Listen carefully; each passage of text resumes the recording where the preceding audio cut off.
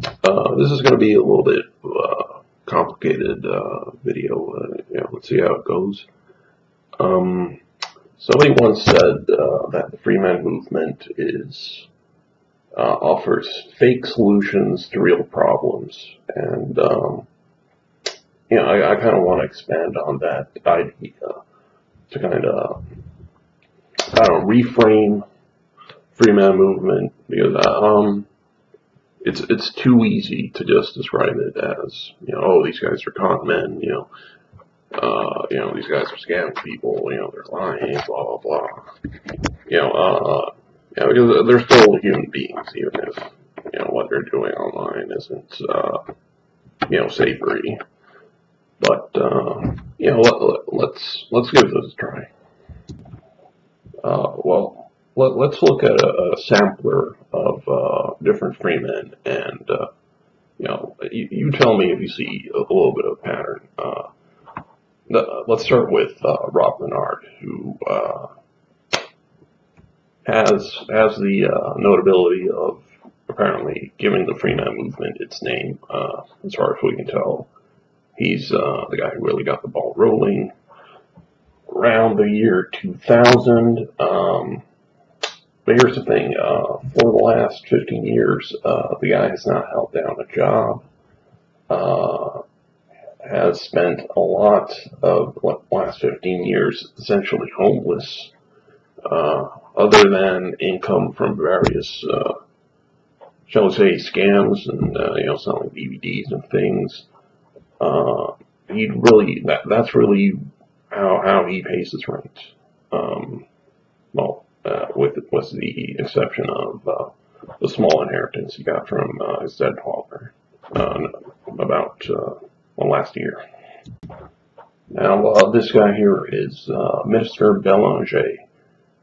He also promotes a little bit weirder style of Freeman, more Bible-oriented, really big on marijuana.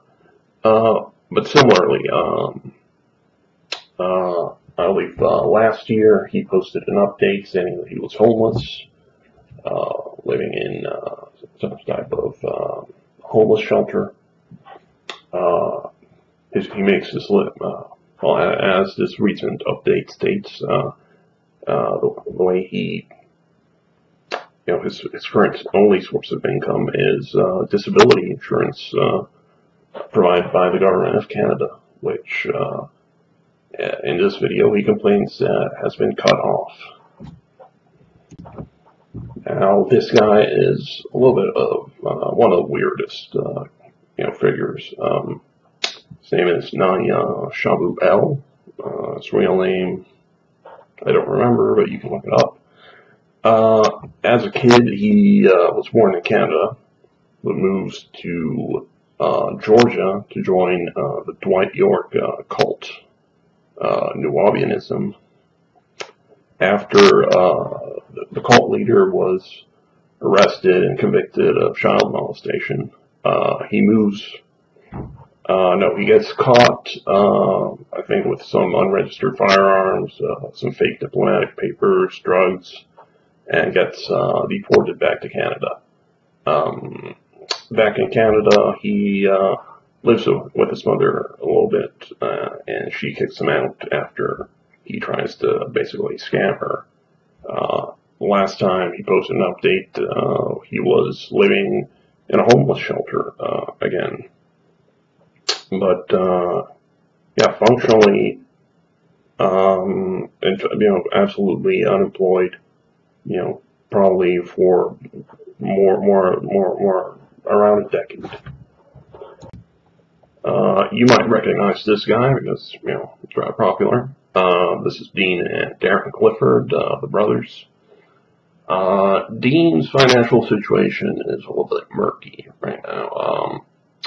But we know it's not good, because as far back as 2002, he was constantly having trouble paying his utility bills.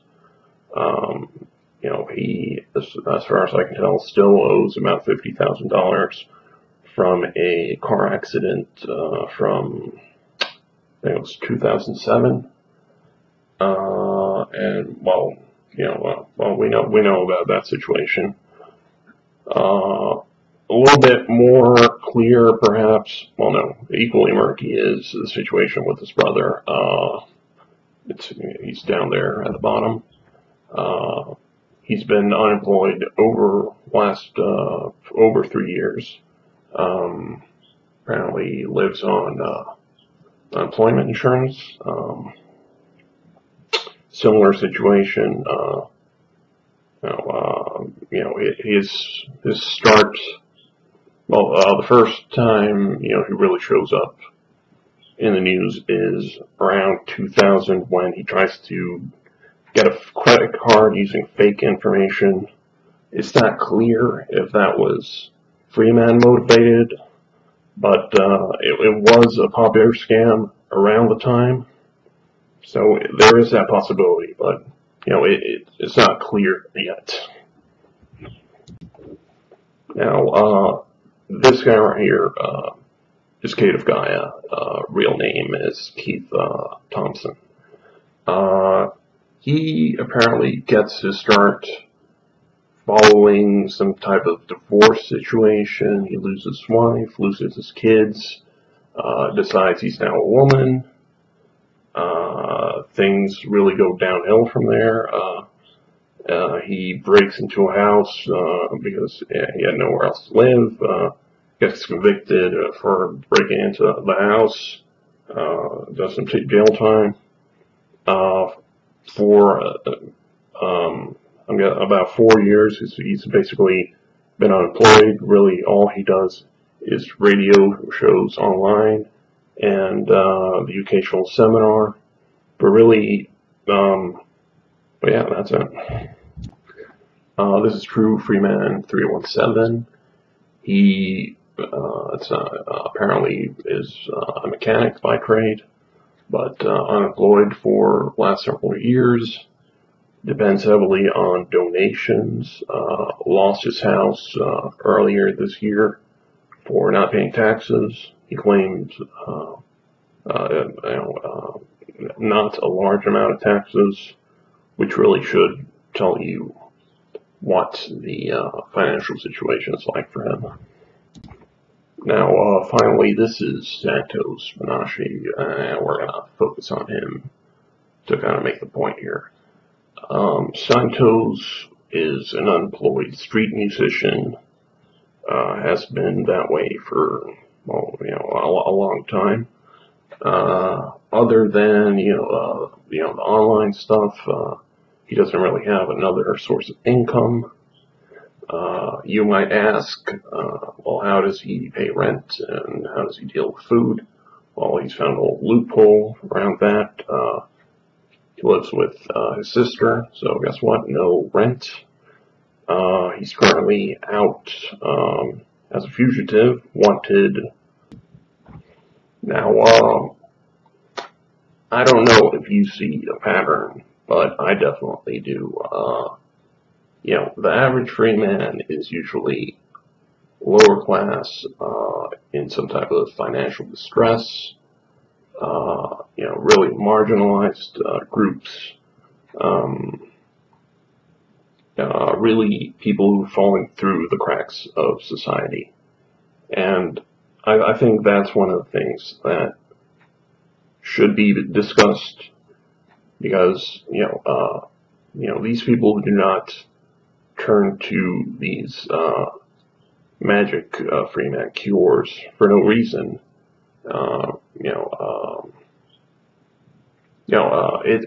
It's fake solutions to real problems, and there are real problems of economic inequality, and the system, well, particularly the justice system, not catering, well, not responding to the needs of this particular sector of society. Now, the reason why I want to focus on Santos for this video is that the reason he's facing about 900 days in jail is for actually a really stupid reason. It's for driving on a toll road and accumulating a bunch of fines. Now here's the interesting thing. Fines and abusive, the conversion of fines into late fees into jail time was the subject of last week's John Oliver show. And let me play a little clip. I think pretty much everyone would agree with that. Not only should municipalities not be balancing their books on the backs of some of their most vulnerable citizens, but we cannot have a system where committing a minor violation can end up putting you in, and I'm going to use a legal term of art here, the barrel. We can't have that. Now, the concept of, abuse of municipal fines, or fines in general, really became a national, or I guess international topic of discussion after the Ferguson riots. Politicians raising fines to balance their budgets. As we know, fines disproportionately affect poor people and people of limited means. Now, the sick thing is, as the system was set up, if you didn't pay your fines, that becomes a jail sentence, as Santos Bonacci found out. Now, the irony is, in the United States, in many places, the option of opting for community service instead of jail time is not an option. But in Santos Bonacci's case, being that he is in Australia, that is an option there. So really, his case is not as bad as it would have been if he were in the United States. But more to the point, let's not forget this. The only reason Santos Bonacci accumulated $144,000 or $130,000 worth of fines is because he had become convinced that those fines did not apply to him, which ended when reality came knocking on his door and getting him arrested at his sister's house.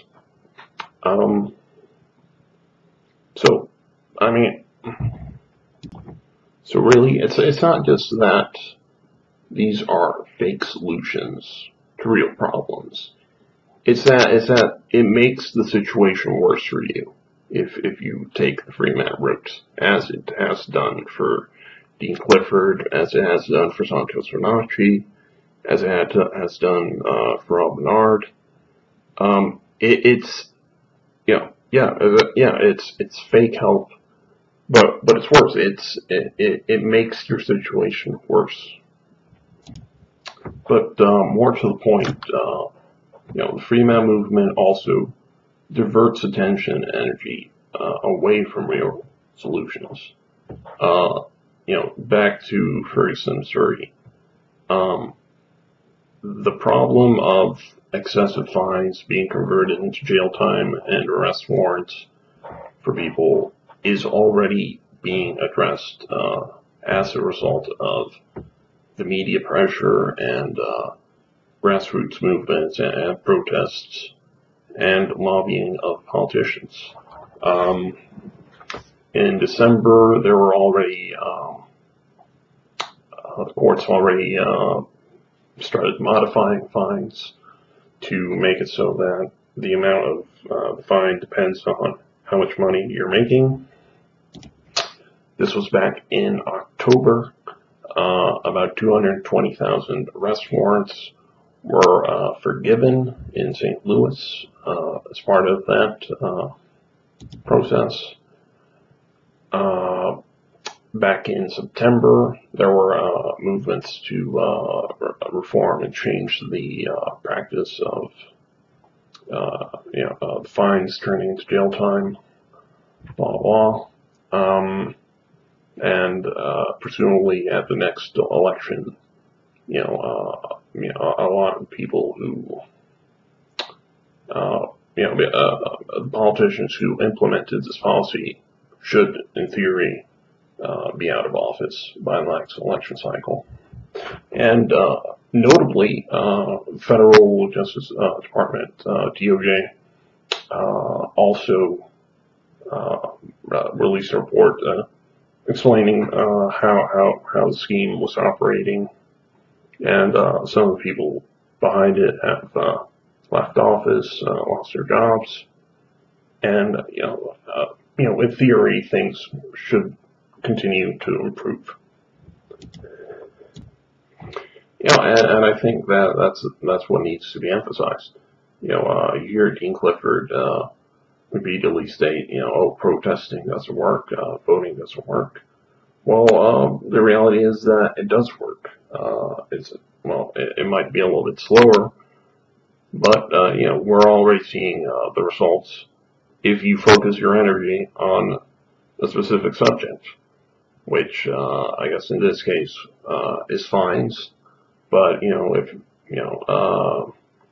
let's talk about another case here.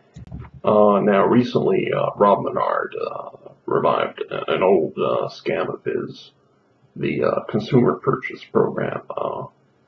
Basically, how it works is you give him $250, and he gives you a little card that he says you can use to buy as much stuff as you want. Food, utilities, services, whatever. Little problem, obviously, it doesn't work. But it's back to the fake solution situation. Obviously, this appeals to people who are at going through financial difficulties.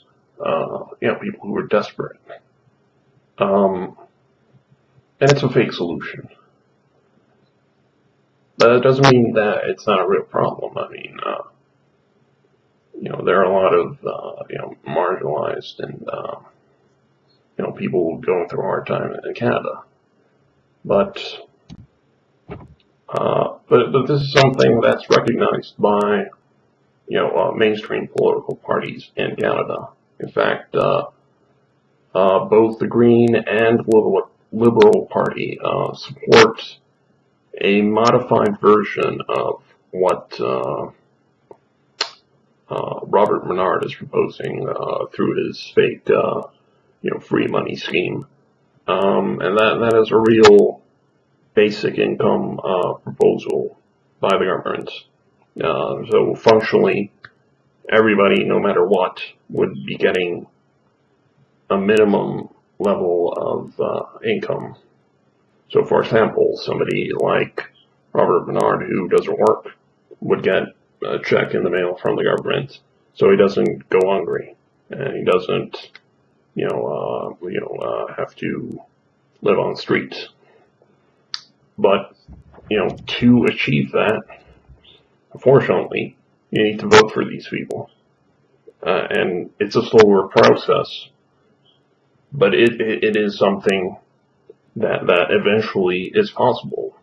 I mean, Canada has, for example, something that we don't have in the United States, universal health care.